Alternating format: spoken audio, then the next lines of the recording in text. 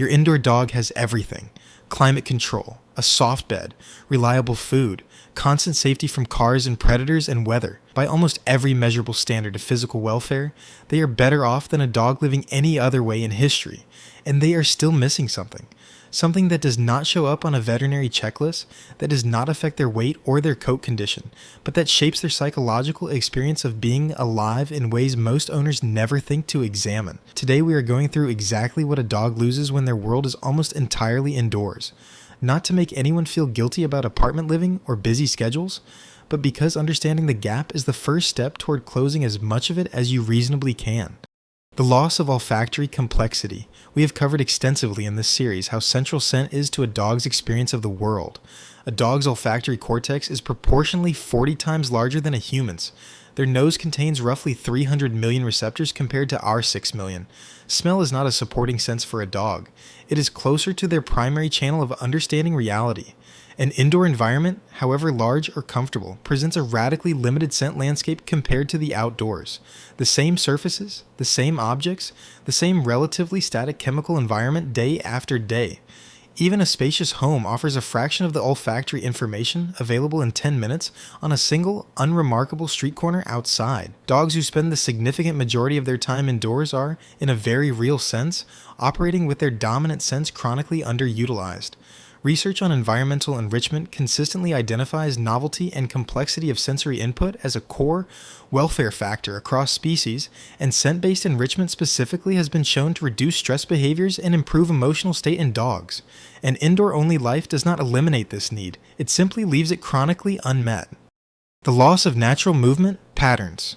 Dogs are built to move in ways that indoor spaces, by their very design, do not accommodate.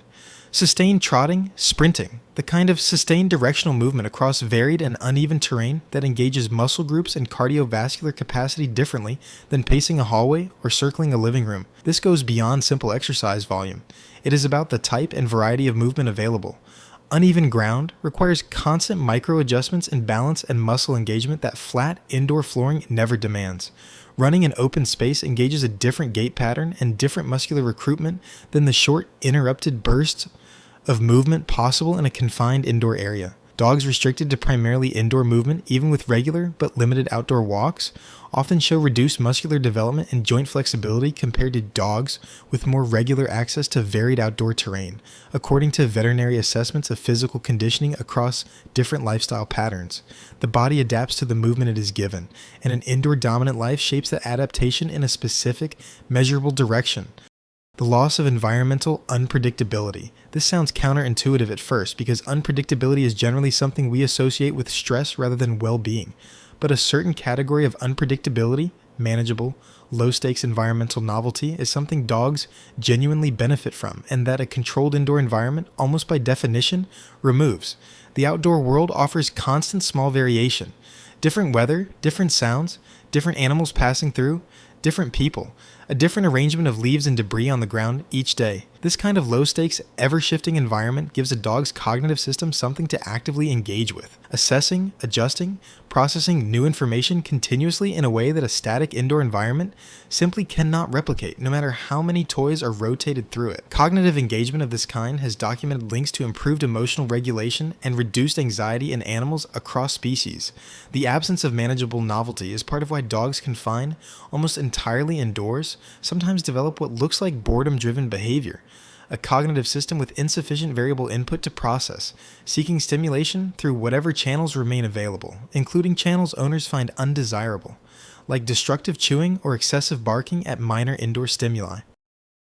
The loss of social complexity. Dogs are a social species, and part of their social development depends on exposure to a range of individuals and situations outside the immediate household. Other dogs, unfamiliar people, novel social configurations that require reading and responding to unfamiliar signals. A dog whose social world is limited almost entirely to the same small group of household members day after day does not get the ongoing practice and social flexibility that broader exposure provides. This is different from socialization in the developmental sense covered in puppyhood. This is about ongoing social engagement throughout adulthood, which behavioral research increasingly recognizes as important for maintaining social skills and confidence, rather than something that is simply established once in puppyhood and then fixed permanently.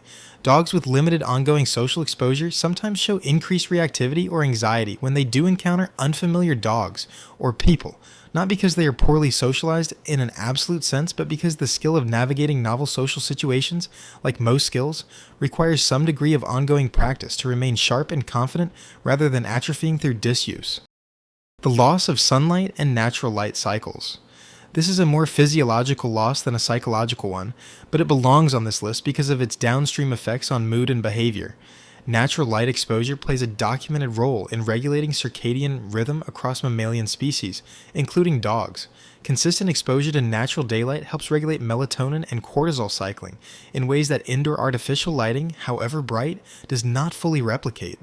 Dogs who spend the significant majority of their time indoors, particularly in climates or schedules that limit outdoor exposure during daylight hours, may experience some degree of circadian disruption and as a result. While the research on this specifically in dogs is less extensive than in humans, the underlying biological mechanisms are shared closely enough across mammals that veterinary behaviorists increasingly consider light exposure a relevant factor in overall behavioral and emotional regulation, alongside the more commonly discussed factors of exercise and enrichment.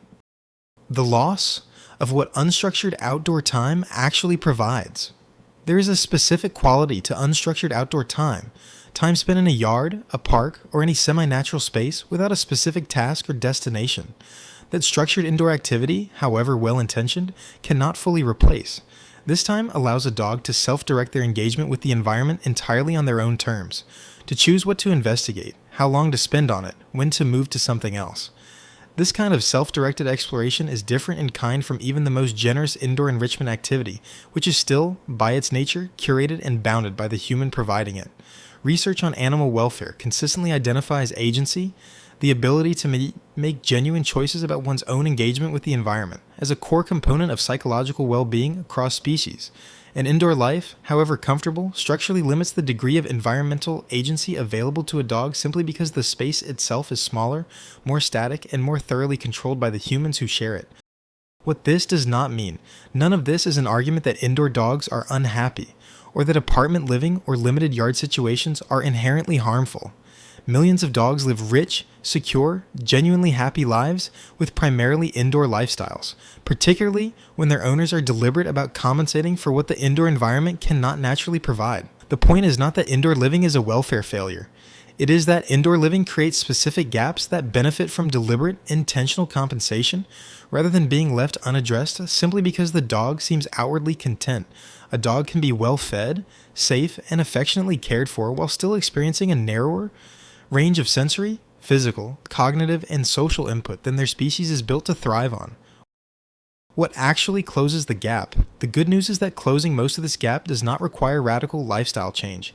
Deliberate sniff walks, prioritizing scent-rich outdoor time over efficient, brisk walking, directly addresses the olfactory deficit. Varied terrain, even occasional trips to a park with uneven ground, rather than exclusively flat sidewalks, addresses some of the movement deficit. Regular low-stakes exposure to new outdoor environments and unfamiliar dogs or people, at a pace the individual dog is comfortable with, helps maintain social flexibility, and prioritizing some outdoor time during actual daylight hours, rather than exclusively after dark, supports the circadian piece. None of this requires abandoning an indoor-centered lifestyle. It requires recognizing which specific needs that lifestyle leaves unmet and building small, consistent, intentional bridges to meet them anyway. Your dog does not need a farm. They need moments built deliberately into an otherwise indoor life that give their nose, their body, and their mind the kind of input they were built to want. Even a little goes further than most owners expect. Drop a comment. I read every single one. Subscribe. New video every week. See you next time.